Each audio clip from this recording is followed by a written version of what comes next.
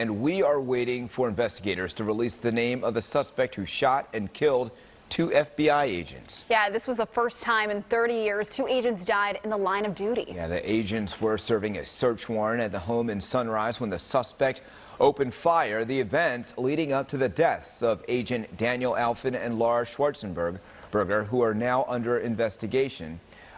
Sources tell NBC6 the suspect inside the apartment unit installed cameras by the door and saw the agents approaching yesterday morning when he started shooting. Now, Agents Alfin and Schwarzenberger died. The other 3 agents were wounded. The raid was part of a case related to violent crimes against children and pornography.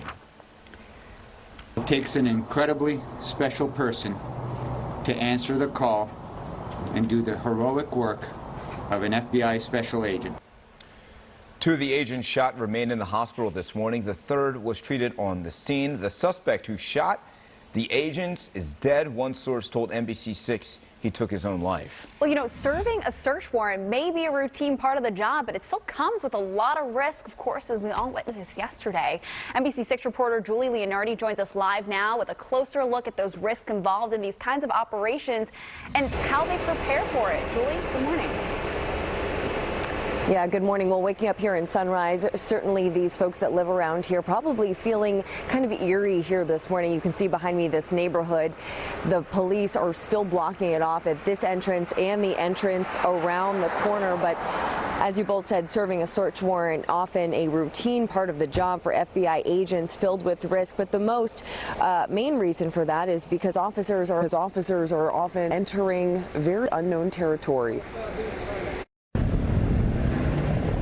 The went to serve their community. They went to protect children. They try to prepare for everything, as FBI Miami special agent in charge mentioned Tuesday. And we thoroughly research and meticulously plan to take into account any threats or dangers.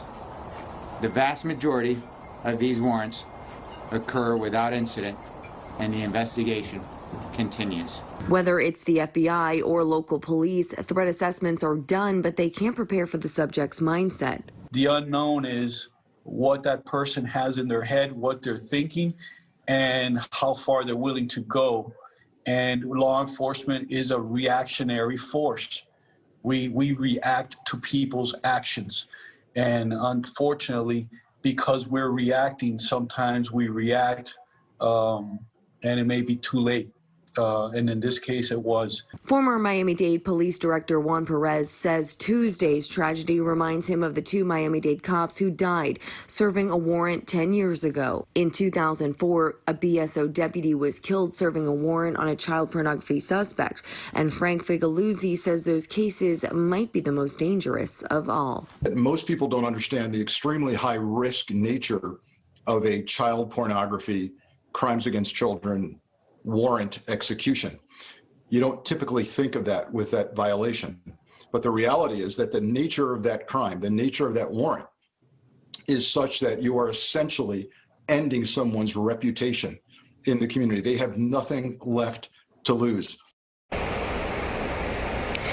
Certainly not as hectic as it was out here yesterday morning, but police still blocking off the entrance of that neighborhood, both sides of this area off of Nob Hill Road, that is. But of course, a lot of folks around here waking up this morning, still a lot of questions remain. Who that suspect is that shot and killed those 2 FBI agents, and of course the conditions of those other agents that were shot as well. But for now, we're live this morning here in Sunrise. Julie Leonardi, NBC6 News.